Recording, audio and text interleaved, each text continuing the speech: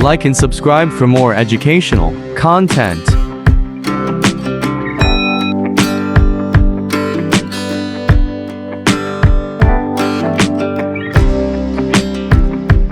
Hello friends, dairy accounts વાલામાં આપનું હાર્દિક સ્વાગત છે।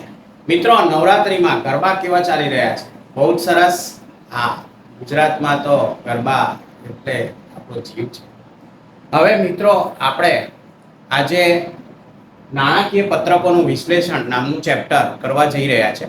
આ ચેપ્ટર ખૂબ જ સરળ છે। ખૂબ જ સરળ એના માટે છે કારણ કે બધી જ માહિતી તમને આપેલી હશે। હવે એ માહિતી નો સરવાળો બાદબાકી કરીને આપણે રકમો શોધવાની છે અને એક જ ફોર્મેટ છે। હવે એ ફોર્મેટ પ્રમાણે આપણે જો કરીએ તો ચોક્કસપણે આપણા આ ચેપ્ટરના જે વેટેજ છે, ટોટલ 6 માર્ક્સનું વેટેજ છે। સેક્શન એ એટલે કે 2 એમસીક્યુ પૂછાવાના છે તમને અને ડી 4 માર્ક્સનો એક ક્વેશ્ચન પૂછાવાનો છે। હવે મિત્રો, સૌથી પહેલા તો નાણાકીય પત્રકોનું વિશ્લેષણ। હવે આનો આપણે સંધિ વિચ્છેદ કરીએ તો નાણાકીય પત્રક અને એનું વિશ્લેષણ।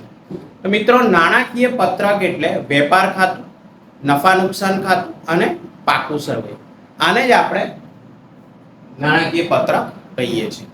હવે આ નાણાકીય પત્રકમાં જે વેપાર ખાતું અને નફા નુકસાન ખાતું છે તેનાથી આપણને વર્ષ દરમિયાન આપણે જે કંઈ પણ પ્રવૃત્તિઓ, ધંધાકીય પ્રવૃત્તિઓ કરેલી છે તેનું પરિણામ શું આવ્યું છે, નફો થયો છે કે નુકસાન થયું છે તે જાણવા મળે છે। જ્યારે કંપનીનું જે પાકું સરવૈયું છે તેના આધારે કંપનીની આર્થિક સ્થિતિ કેવી છે, એટલે કે મૂડી દેવાની શું પરિસ્થિતિ છે અને સામે મિલકતોની શું પરિસ્થિતિ છે તે જાણવા મળે છે। તો મિત્રો, અહીંયા સૌથી પહેલા વિશ્લેષણનો અર્થ।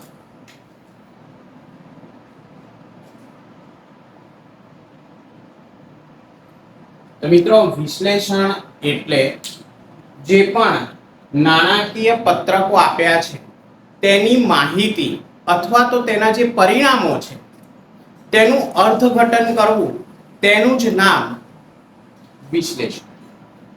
બરાબર છે મિત્રો? વ્યાખ્યા યાદ રહી ગઈ તમને? આ એક્ઝામમાં તમને પૂછાતી હોય છે। નાણાકીય પત્રકો જે છે તેની માહિતી મળતી હોય છે આપણને, અથવા તો તેના જે પરિણામો છે તેનું આપણે અર્થઘટન કરીએ છીએ, તેને જ આપણે વિશ્લેષણ કહીએ છીએ। હવે એક્ઝામમાં તમને 2 પ્રકારના દાખલા પૂછાવાના છે। હવે દાખલામાં નંબર 1 તમારે તુલનાત્મક પત્રક બનાવવાનું છે અને બીજું છે સમાન માપનું પત્રક બનાવવાનું છે। હવે મિત્રો, જે તુલનાત્મક પત્રક છે, જો અહીંયા શબ્દ જાતે એની વ્યાખ્યા કરે છે કે તુલનાત્મક એટલે કે આપણે તુલના કરવાની છે। શેની તુલના કરવાની છે? તો કે આપણા જે કંઈ પણ પાછલા વર્ષના જે કંઈ પણ નાણાકીય પત્રકો છે એને ચાલુ વર્ષના નાણાકીય પત્રકો સાથે એની આપણે શું કરવાની છે મિત્રો? તુલના કરવાની છે। બરાબર છે? હવે આમાં તમારે શું શોધવાનું છે? જો વિગત તમને આપેલી હશે, વિગત એટલે કે તમને નફા નુકસાન ખાતું અથવા તો પાકું સરવૈયું આપ્યું હશે, એની બધી જ વિગતોની આંકડાકીય માહિતી તમને આપેલી હશે। એટલે દાખલામાં જે પાછલું વર્ષ છે એની આંકડાકીય માહિતી અને ચાલુ વર્ષ છે એની આંકડાકીય માહિતી તમને આપી હશે। હવે આપણે તેનો વધારો કે ઘટાડો શોધવાનો છે, એટલે પાછલા વર્ષ અને ચાલુ વર્ષ આ બંનેની આપણે મિત્રો તુલના કરવાની છે અને એ તુલનાના આધારે અહીંયા આપણે રકમ શોધવાની થશે। બરાબર છે? જેમ કે આપણે એક ઉદાહરણ લઈએ કે વેચાણ તમારું પાછલા વર્ષનું 1000 હતું, ચાલુ વર્ષનું વેચાણ તમારું 1200 નું છે। એટલે ચોક્કસપણે મિત્રો, આપણે ચાલુ વર્ષ સાથે જ્યારે પાછલા વર્ષના ડેટાને સરખાવીએ તો આપણને ખ્યાલ આવે છે કે 200 નો અહીંયા વધારો થઈ રહ્યો છે। હવે આ જ 200 ને આપણે આ રકમ સ્વરૂપમાં લખ્યું છે અને આ જ રકમને આપણે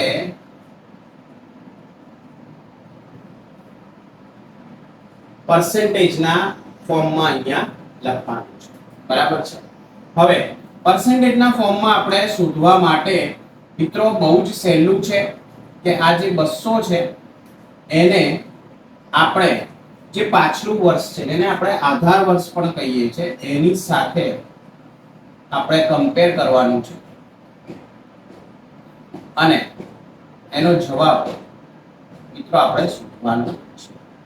એટલે આ ટકાવારી ફોર્મમાં આપણને જવાબ મળશે અને અહીંયા રકમના ફોર્મમાં આપણને માહિતી મળશે. તો મિત્રો આ આપણું તુલનાત્મક પત્રક છે. પાછલા વર્ષની માહિતી ચાલુ વર્ષની માહિતી સાથે સરખાવવામાં આવશે. એ રકમ પોઝિટિવ પણ હોઈ શકે અથવા નેગેટિવ પણ હોઈ શકે. હવે એ પોઝિટિવ કે નેગેટિવ રકમ શોધ્યા બાદ એ રકમને આપણે જે આપણું પાછલું વર્ષ છે એની રકમ સાથે સરખાવીશું. હવે એ સરખાવીશું એટલે આપણને ટકાવારીમાં જવાબ મળશે. તો મિત્રો આ તુલનાત્મક પત્રક છે. અને બીજું સમાન માપના પત્રક. મિત્રો જો અહીંયા લખેલું છે સમાન માપ, એટલે સમાન માપમાં મિત્રો અહીંયા તમને નફા નુકસાનનું પત્રક પણ આપવામાં આવે અથવા પાકું સરવૈયું પણ આપવામાં આવે. હવે આમાં તમારે શું કરવાનું છે? તો અહીંયા મિત્રો આ ખૂબ જ સરળ છે.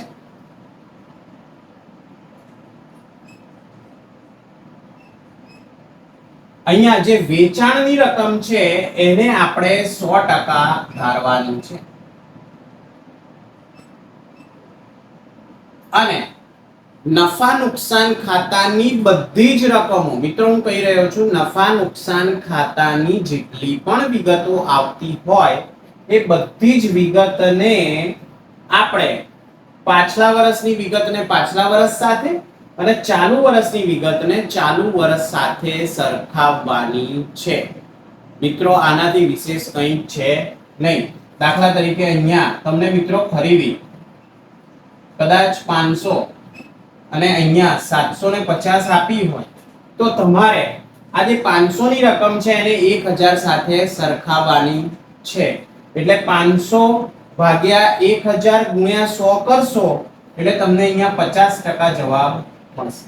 એવી જ રીતે 750 ની રકમને 1500 સાથે તમે ટકાવારીમાં શોધશો તો તમને 50% જવાબ મળશે.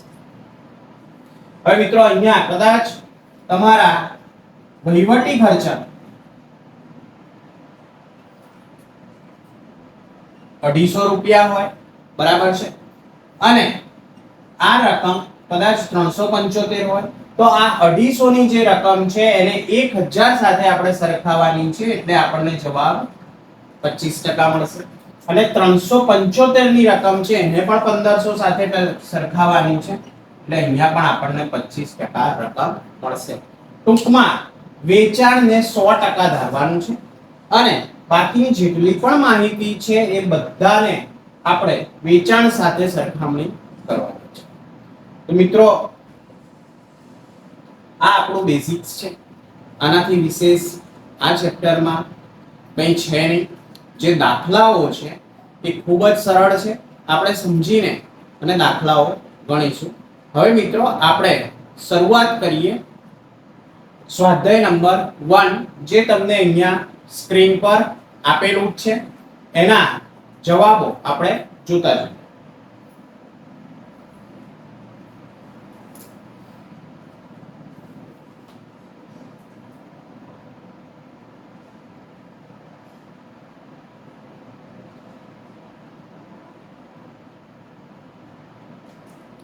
હવે મિત્રો યોગ્ય વિકલ્પની આપણે પસંદગી કરવાની છે. પ્રશ્ન નંબર 1 છે કે નીચેનામાંથી કયું વિશ્લેષણ પક્ષકારો આધારિત વર્ગીકરણ દર્શાવે છે? મિત્રો પક્ષકારો આધારિત બે પ્રકારના વર્ગીકરણ છે, એક બાહ્ય વર્ગીકરણ અને એક આંતરિક વર્ગીકરણ. તો મિત્રો જ્યારે આપણે બાહ્ય વર્ગીકરણ, બાહ્ય વિશ્લેષણનો મતલબ છે કે બહારના પક્ષકારો જેનો ઉપયોગ કરે તે બાહ્ય વિશ્લેષણ કહેવામાં આવે છે. એટલે પક્ષકારોના આધારે મિત્રો અહીંયા એ જવાબ આપણો સાચો છે.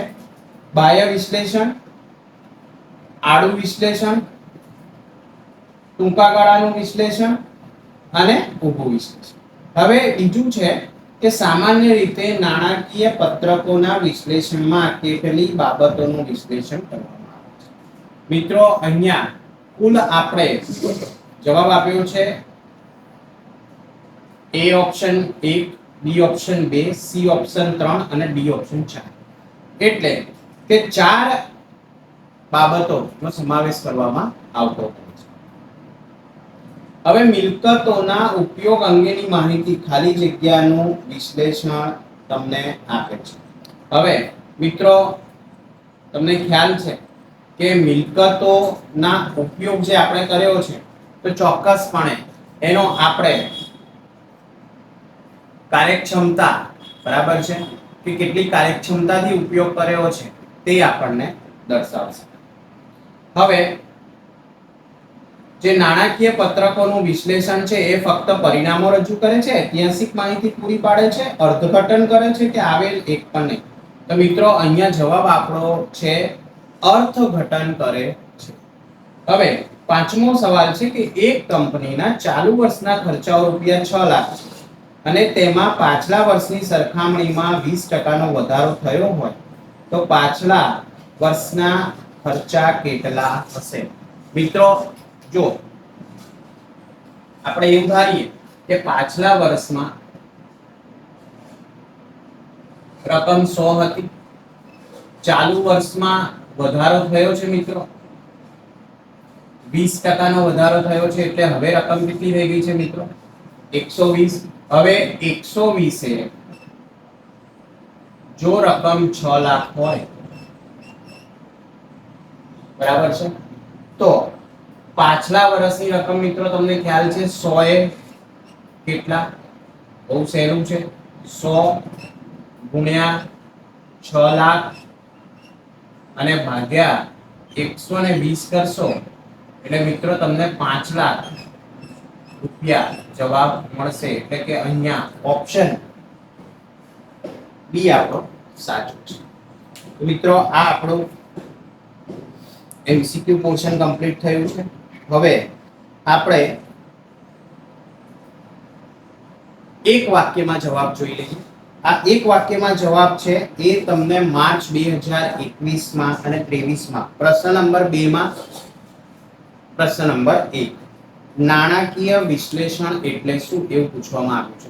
હવે નાણાકીય વિશ્લેષણ એટલે તમને ખ્યાલ છે મિત્રો નાણાકીય વિશ્લેષણ એટલે કે જે નાણાકીય પત્રકો છે તેની માહિતી બરાબર છે. એક તો માહિતી આપેલી હોય એમાં, નંબર બીજું માહિતી અને જે પરિણામો છે બરાબર તેનું અર્થઘટન કરવું એટલે જ નાણાકીય વિશ્લેષણ. આનો જવાબ છે. આ મિત્રો બહુ જ ઇમ્પોર્ટન્ટ છે. માર્ચ 2021 અને 23 માં પૂછાયેલો દાખલો છે. હવે બીજો પ્રશ્ન છે કે પક્ષકારોના આધારે નાણાકીય પત્રકોના વિશ્લેષણ ના પ્રકારો જણાવો. મિત્રો પક્ષકારોના આધારે તમને ખ્યાલ છે કે બાહ્ય વિશ્લેષણ અને આંતરિક વિશ્લેષણ. બાહ્ય વિશ્લેષણ એ બહારના ધંધાકીય એકમ સાથે જે બહારના પક્ષકારો છે જેમ કે દેવાદારો છે, લેણદારો છે બરાબર છે, આ બાહ્ય પક્ષકારો છે, સરકાર છે, આ બધા બાહ્ય પક્ષકારો છે એ બાહ્ય વિશ્લેષણ કહેવાય. અને આંતરિક વિશ્લેષણ, આંતરિક વિશ્લેષણ એટલે ધંધાકીય એકમના જે શેર હોલ્ડર્સ છે કે તેના કર્મચારીઓ છે બરાબર, તો એ ના માટે જે વિશ્લેષણ કરીએ એ આંતરિક વિશ્લેષણ. આ પક્ષકારોના આધારે આપણે આંતરિક અને બાહ્ય વિશ્લેષણ કહી શકાય છે. હવે બીજું છે સમયના આધારે નાણાકીય વિશ્લેષણના પ્રકારો. મિત્રો સમયના આધારે આપણે બે રીતે વિશ્લેષણ કરી શકીએ. એક તો લાંબા ગાળાનું વિશ્લેષણ કરી શકીએ અને ટૂંકા ગાળા માટેનું વિશ્લેષણ કરી શકીએ. હવે આડું વિશ્લેષણ એટલે શું?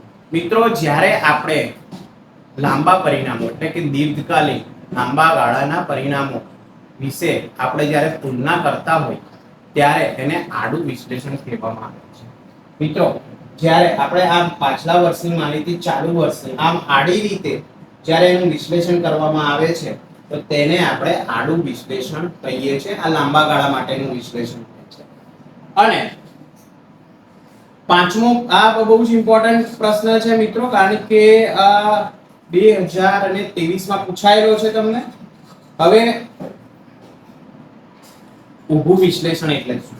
મિત્રો, ઊભું વિશ્લેષણ એટલે જ્યારે આપણે ટૂંકા ગાળાનું વિશ્લેષણ કરતા હોઈએ એટલે ચાલુ વર્ષની માહિતીને જ ચાલુ વર્ષની બીજી કોઈક માહિતી સાથે સરખાવતા હોઈએ ત્યારે તેને ઊભું વિશ્લેષણ કહેવામાં આવે છે. જેમ કે આ વહીવટી ખર્ચ છે એને આપણે વેચાણ સાથે જ્યારે સરખાઈએ, ચાલુ વર્ષના વેચાણ સાથે જ સરખાઈ રહ્યા છે એટલે આને આપણે ઊભા સ્વરૂપનું વિશ્લેષણ કહીએ છીએ. અહીંયા આ ચાલુ વર્ષનું જે આપણે વહીવટી ખર્ચ છે અને ચાલુ વર્ષના વેચાણ સાથે આપણે સરખાઈએ તો એ આપણું ટૂંકા ગાળાનું એટલે કે ઊભા સ્વરૂપનું વિશ્લેષણ કહેવામાં આવે છે. તો મિત્રો, આ હતી આપણી જે નાણાકીય પત્રકોનું વિશ્લેષણ છે એનું બેઝિક ચેપ્ટર છે. આની અંદર લગભગ બધી જ વિગતો સમાવી લેવામાં આવી છે જે ગુજરાત બોર્ડમાં આપને પૂછવામાં આવે છે. તો મિત્રો, આ ચેનલને વધુને વધુ શેર, સબસ્ક્રાઇબ કરતા રહો, લાઈક કરતા રહો. આપ લોકોનો ખૂબ ખૂબ આભાર. Thank you very much.